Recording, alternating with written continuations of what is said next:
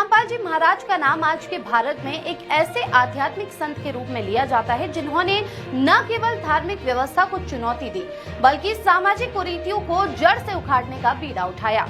हरियाणा स्थित सतलोक आश्रम से अपनी साधना यात्रा प्रारंभ करने वाले संत रामपाल जी ने वर्षों सत्संगों और प्रवचनों के माध्यम से जनमानस को ये समझाने की कोशिश की कि धर्म का वास्तविक स्वरूप क्या है। वे केवल पूजा पाठ के बाहरी आडंबर को धर्म नहीं मानते बल्कि जीवन में शुद्ध आचरण, सत्य ज्ञान और सच्चे सद्गुरु की शरण को ही मोक्ष का मार्ग मानते हैं। उनके शिक्षाओं में वेद, गीता, कुरान, बाइबल और गुरु ग्रंथ साहिब जैसे सभी प्रमुख धर्म ग्रंथों के प्रमाण मिलते हैं। वे अपने प्रत्येक प्रवचन में ग्रंथों से श्लोक पढ़कर ये बताते हैं कि वास्तविक ईश्वर कौन है, ईश्वर की प्राप्ति कैसे हो सकती है और कौन सी साधनाएं शास्त्र विरुद्ध है। उन्होंने स्पष्ट किया है कि सच्चा साधक वही है जो बिना दिखावे, बिना पाखंड और बिना हिंसा के ईश्वर की शरण लेता है और एकेश्वरवाद में विश्वास रखता है। संत रामपाल जी महाराज ने समाज में व्याप्त जातिवाद, ऊंच नीच, छुआछूत जैसी बीमारियों को खुलकर चुनौती दी है। उन्होंने हर वर्ग, हर जाति, हर धर्म के लोगों को अपने सत्संगों में बैठने और सीखने का अधिकार दिया। उनके सत्संगों में मुसलमान, ईसाई, सिख, हिंदू सभी धर्म के लोग समान रूप से भाग लेते हैं और उन्हें किसी प्रकार का भेदभाव नहीं झेलना पड़ता। इसने भारतीय समाज में समरसता की एक नई परंपरा शुरू की है। उन्होंने सदैव ये बताया कि वर्तमान समय में जो पूजा पाठ का तरीका चल रहा है वह शास्त्रों के विरुद्ध है। मूर्ति पूजा, हवन, तंत्र मंत्र और कर्मकांड से कोई मोक्ष नहीं प्राप्त कर सकता। संत रामपाल जी का कहना है कि केवल सच्चे गुरु की शरण लेकर और शास्त्रानुकूल साधना अपनाकर ही जीव परमात्मा तक पहुंच सकता है। यही कारण है कि उनके लाखों अनुयायी अब केवल एक ही ईश्वर कबीर साहिब जी की आराधना करते हैं और वही ज्ञान गंगा से जुड़े चुके हैं। उनके अनुयायियों का दावा है कि संत रामपाल जी से नाम दीक्षा लेने के बाद उनका जीवन पूरी तरह बदल गया। लाखों लोग ये कहते हैं कि उन्हें असाध्य बीमारियों से मुक्ति मिली, पारिवारिक जीवन में शांति आई, मानसिक तनाव दूर हुआ और आर्थिक समस्याएं भी कम हुई। कुछ लोगों ने ये भी बताया कि उन्हें कैंसर, अस्थमा, मधुमेह जैसी गंभीर बीमारियों से राहत मिली जो आधुनिक चिकित्सा से संभव नहीं हो पा रही थी। संत रामपाल जी केवल आध्यात्मिक संत नहीं है, वे समाज सुधारक भी हैं। उन्होंने दहेज प्रथा, बाल विवाह, कन्या भ्रूण हत्या, नशा, अश्लीलता और अपराधों के खिलाफ जबरदस्त अभियान चलाया। उनके सत्संगों में आने वाला हर व्यक्ति संकल्प लेता है कि वह मांसाहार नहीं करेगा, शराब सिगरेट से दूर रहेगा, चरित्रवान जीवन जिएगा और समाज की भलाई में योगदान देगा। सतलोक आश्रम द्वारा कराए जाने वाले दहेज रहित विवाह पूरे देश में चर्चा का विषय बन चुके हैं। इन विवाहों में न तो कोई दहेज लिया जाता है, न कोई घोड़ी बारात, न कोई आडंबर होता है। ये विवाह पूर्णतः शास्त्रानुसार होते हैं और पूरी प्रक्रिया निःशुल्क होती है। अब तक हजारों युवक युवतियों ने ऐसे विवाह करके समाज को एक नई दिशा दिखाई है। हर वर्ष सतलोक आश्रम की ओर से पौधारोपण, रक्तदान शिविर, गरीबों के लिए वस्त्र वितरण, अनाथ बच्चों की सहायता जैसे अनेक सामाजिक कार्य किए जाते हैं। संत रामपाल जी की सोच है कि आध्यात्मिक ज्ञान के साथ साथ सामाजिक जिम्मेदारियां भी निभाई जाए। यही कारण है कि उनके अनुयायी सेवा, साधना और सदाचार की त्रिमूर्ति को अपने जीवन में अपनाते हैं।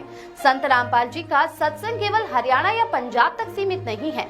उनके प्रवचन आज यूट्यूब, फेसबुक, ट्विटर और साधना टीवी जैसे प्लेटफॉर्म के माध्यम से विश्व के कोने कोने तक पहुंच रहे हैं। America, Canada, England, Australia, Nepal, Bangladesh, Sri Lanka सहित अनेकों देशों में उनके अनुयायियों की संख्या बढ़ रही है। उन्होंने विज्ञान और आध्यात्म को एक साथ जोड़कर युवाओं को भी विश्वास पैदा किया है। उन्होंने विज्ञान और आध्यात्म को एक साथ जोड़कर युवाओं में भी विश्वास पैदा किया है। उन्होंने बताया कि सच्चा धर्म वह है जो तर्क और प्रमाण से सिद्ध हो। उन्होंने धर्म के नाम पर अंधविश्वास, काले जादू, पंडितों की झांसे और धन लूटने वाले बाबाओं की पोल खोलकर समाज को चेताया है।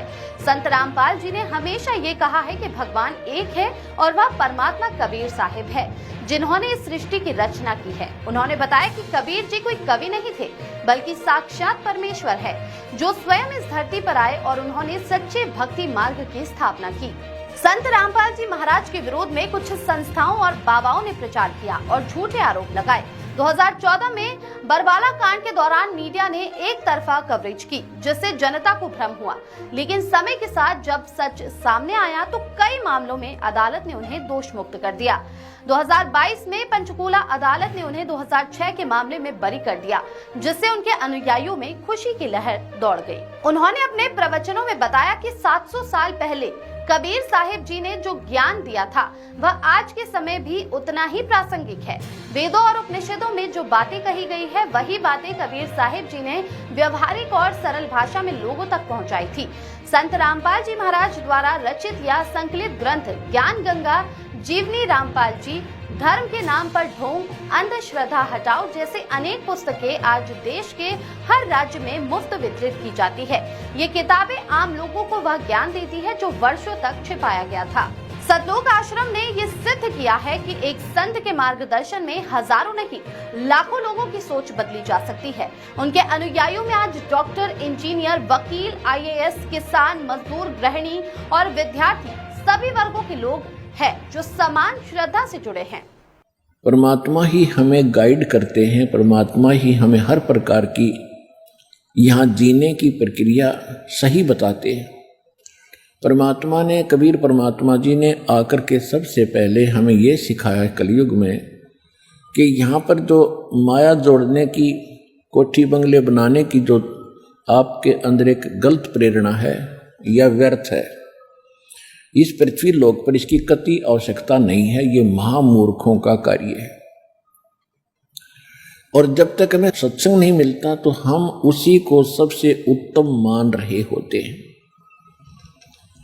और जो हम यहाँ पद प्राप्त करने की चेष्टा करते हैं, कोई मंत्री, मुख्यमंत्री, प्रधानमंत्री बनने की हम चेष्टा करते हैं, तो ये भी एक अज्ञानता का प्रतीक बताया है। कौन सी अज्ञानता का? जो अध्यात्म ज्ञान के विपरीत है। हमेशा जगत और भक्त का आपस में मतभेद और विरोध इसी बात पर रहा है कि जो सत्संग भक्त होते हैं उनका विधान आध्यात्मिक तरीके से और धर्म नीति होती है, और जगत की जो आधार है वो राजनीति होती है, और जगत का व्यवहार उनका परम कर्तव्य मान बैठे होते हैं, वो उसी का निर्वाह करते हैं। तो सत्संग में आने से पता चलता है कि मनुष्य जीवन परमात्मा ने केवल भक्ति के लिए दिया है, मोक्ष प्राप्ति के लिए। इसके अतिरिक्त हम जो भी क्रियाएं कर रहे हैं, संतानों उत्पत्ति, पेट के लिए एक दूसरे की छीना झपटी, रिश्वतखोरी, मिलावट करके अपने कोठी बंगले बनाने की हम चेष्टा कर रहे हैं, तो ऐसी जिस भी पशु पक्षी की जैसी सामर्थ्य है वो भी ऐसा ही कर रहा है। अब संतान उत्पत्ति सब प्राणी करते हैं, उनकी पालन पोषण की चेष्टा और चिंता सभी को सेम है जैसी आप जी को है। और आपने देखा होगा कि बैया पक्षी होता है, बैया पक्षी कितना गजब का घोंसला बनाता है और कैसी उसको बुद्धि दी है, किस प्रकार वो सेटिंग करता है, कैसे अपने अंडों को रखने के लिए उसके अंदर छोटे छोटे घास के तिनके, ना उसके पास सुई है, ना धागा है, ना कोई इंस्ट्रूमेंट है, और कैसे बना लेता है अपने चौंच से। तो ये इस तरह की चतुरता करते हम यदि मनुष्य जीवन को भी ऐसे ही व्यर्थ करेंगे तो ये हमारी बुद्धिमत्ता नहीं है।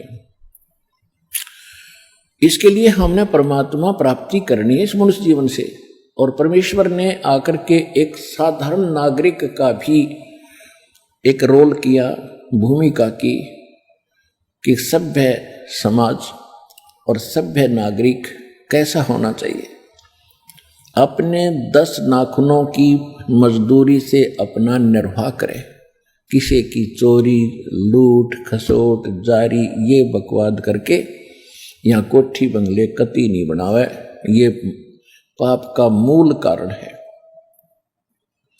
यहाँ रहने के लिए हमने, परमात्मा ने बताया है कि कबीर घर तो 3.5 हाथ भाई घना त 4.25, और कहाँ चनावे मैडिया तो लंबी भीत उसारे।